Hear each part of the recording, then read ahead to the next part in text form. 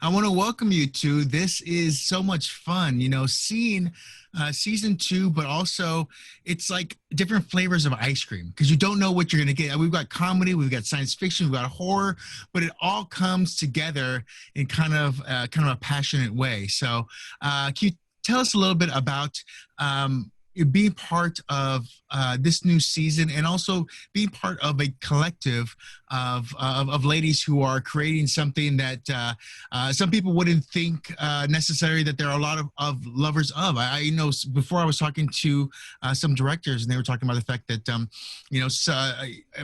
there is a boys club when it comes to horror, behind the camera especially, and so that's something that I'm happy to see. Is something that we disprove at every point because the genre and the category is there for everyone and the love for it too. So I guess first and foremost, can you tell us about your love of horror as a genre itself? Yeah, definitely. I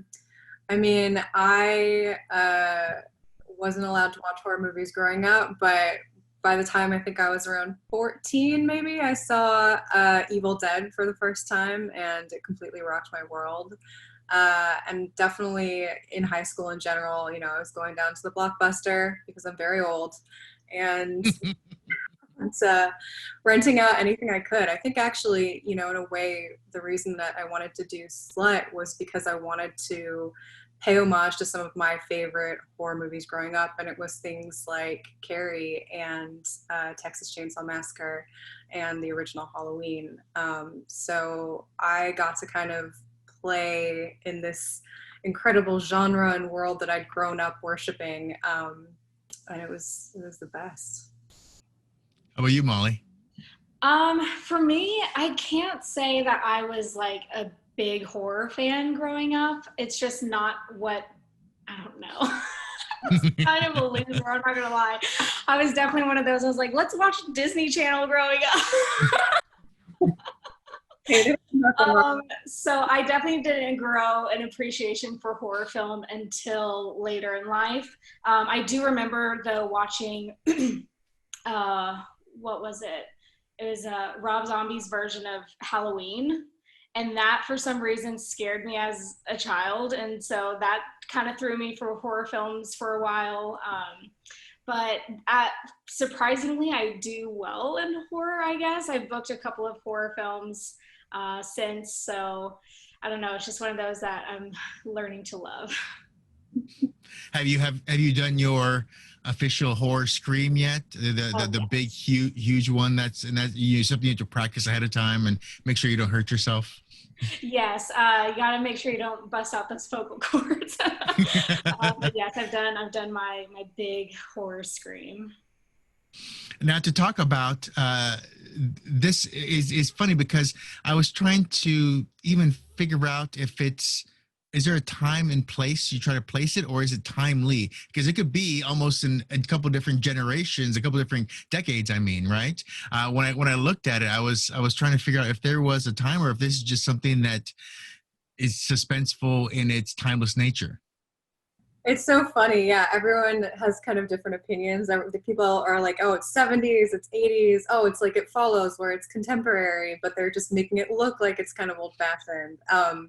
And the answer is the intention was for, I think, it to be set in around 1980 in this small Texas town, but with the kind of understanding that this town is a little bit behind the times. So maybe there's like a slightly more 1970s aesthetic to everything. And the locations themselves, were they already picked out? Was it always going to be a roller rink? Was it always going to be that kind of beginning part? Did that feel like the time, or it just felt like the location for someone in her I guess state, or wanting to be part of the community?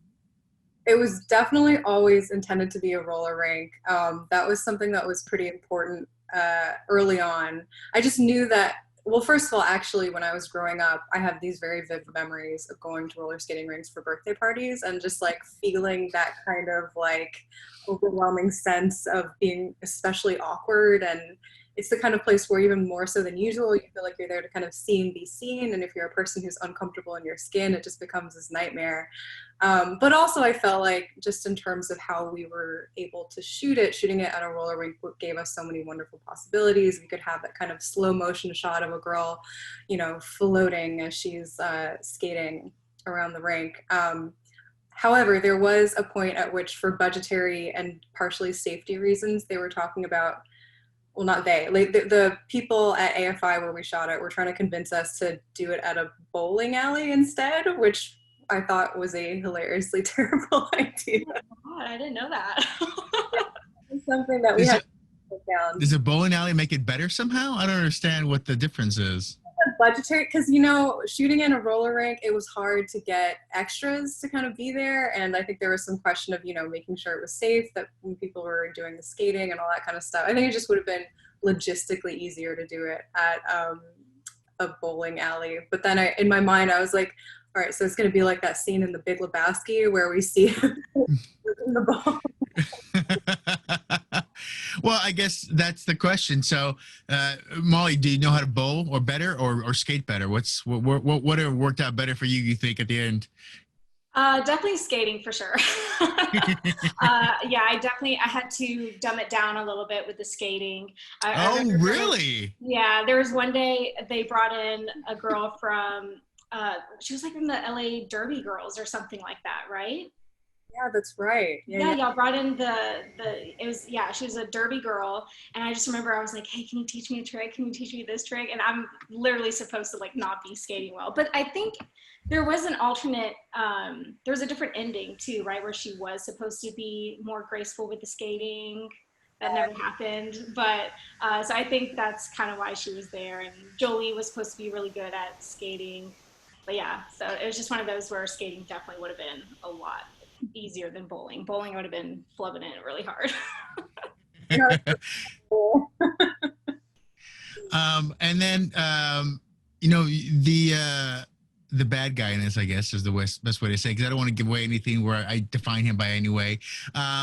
You know, when it came to him and the way he, I guess, in his mind punishes, you know, his victims, what was your main thought in creating him, and also how he punishes them and how he, I guess, defines, you know, women and how they're either good or not? Yeah, I mean, I think with him, you know, in a way, he was sort of like the embodiment of this idea of the Madonna whore complex, where, you know, men will see women in one of two ways. Either they'll see them as this perfect, pure, virginal creature, or they will see them as impure. And I feel like what I really wanted to do, especially given that obviously in slasher movies, there's this kind of trope that has been established about the final girl being the one who doesn't have sex, the one who's virginal, being the one to finally survive, and the girl who does have sex, who's considered a quote unquote slut, being the one to get killed. And maybe there's some kind of like moralistic stance to that, saying that they deserve it in some way. Obviously, I wanted to, you know, subvert those kinds of expectations. And Maddie's character is a person who obviously proudly loses her virginity and really enjoys it, and goes on to survive and hopefully thrive. Now, Molly, there's one moment in here where you got a chance to kind of get an axe in your hand. Was there any fun thoughts in that when you heft an axe for anything other than cutting wood? Was there any kind of thought to that process in your mind? The only thing I was trying to keep in mind was the axe, obviously, that I was using was fake, so it was very light. And so trying to give it some weight when I'm like doing it, but I'd never swung an axe before that, and I think someone did have to show me how to properly do that as well. But yeah, just trying to make sure that I sold it as best as I could. All right, and then the last thing I want to ask is for Chloe. One thing I love to ask directors is, was there a specific moment on set where everything just went perfect and you still kind of smile about, you look back at it and you go, that went perfect. This was the moment where I thought we've got something, like everything is so good right now. Oh, I love that question because I feel like I usually remember when things are going Well, badly. a director's job is fixing things that go wrong usually. So it's always that one little moment where you're like, amazing, let's go to lunch, let no one touch anything kind of thing, you know? I mean, there I mean, like, genuinely, I'm not just saying this, like, just having Molly kind of inhabit the character of Maddie really put my mind at ease because, you know, of course the person who's playing your protagonist is carrying the whole movie, and as soon as she stepped onto set and, you know, started to perform, I felt very genuinely reassured. From a more kind of like logistical standpoint, there was the shot where the killer falls. Well, I'm spoiling everything, but there's a shot where the killer falls through the ceiling, and we had 2 takes to get that because our production designer had it was shot on a set, and our production designer had built like this one kind of panel that the stunt person could fall through, and we could take it out and replace it for a second take, but we only had 2 of them. And in our first take, I remember that little panel fell down without him breaking it and like hit the camera. So it was a real. Oh, And the second take, we were all just kind of sitting there holding our breath, being like, well, this is it. Like, if we don't get it, we're screwed. But luckily, we got it in that one. So you're I going to think, have a Jaws moment where the shark didn't work. You're like, just let's just shoot it like a fin in the water, and that's all we're gonna do. That'll be fine. We're good. We're good right there. Okay, and so this is something that I want. This is gonna be a spoiler thing going forward. So if you haven't watched it, make sure you watch it first. Spoiler going forward. At the end of this, of course, we have grandma or is it grandma or mom? I forget. Who was watching the TV and everything right there. What do you feel was the next step? What was going to happen right there? She's watching her watch TV and there's someone dangling there.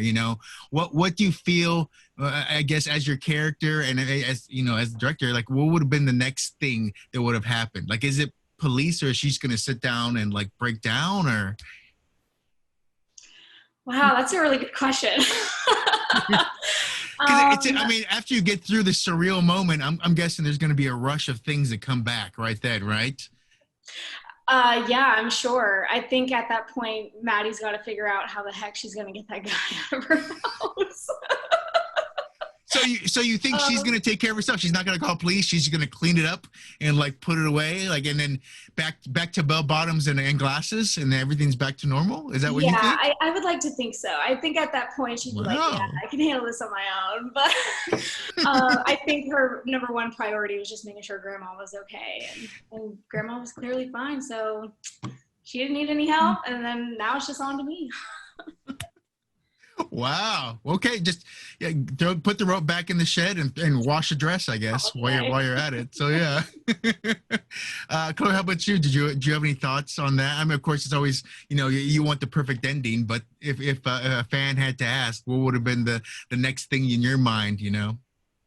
I love that question so much because I don't know that I've ever thought about it before. I mean, in my mind, I feel like maybe it was a little bit like, now I'm spoiling other people's movies, but like the bit in Hereditary where his sister is beheaded and then he just like drives home and parks the car and goes to bed because he's in complete and utter shock.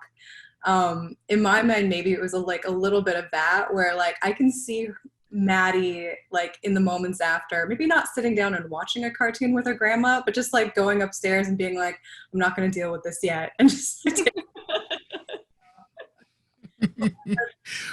that's the beauty of it. I mean, that's the beauty of creating these stories too, because we allow ourselves to kind of make these things happen. I mean, jump scares are based on the fact that we always think everything's around the corner and anything can happen, and so when you don't know, you get to create your own fear, which is really, I mean, that's the best thing. When we create our own fear, that's the highest point of anything, anywhere. But I want to thank you very much for giving me your answers, because I thought it was fun, especially with something so short, that we get a chance to kind of expand a little bit in the ideas of what could have been, or how strong or weak could this character be after dealing with these things. So, but yeah, I loved it. I thought it was so much fun, and I hope you had as much fun making it as it is to watch it, I guess. So I want to thank you both again, and hopefully we'll get a chance to see a lot more of you both, maybe in season 2 or season 3 and beyond as well too. So thank you very much. Thank you so much.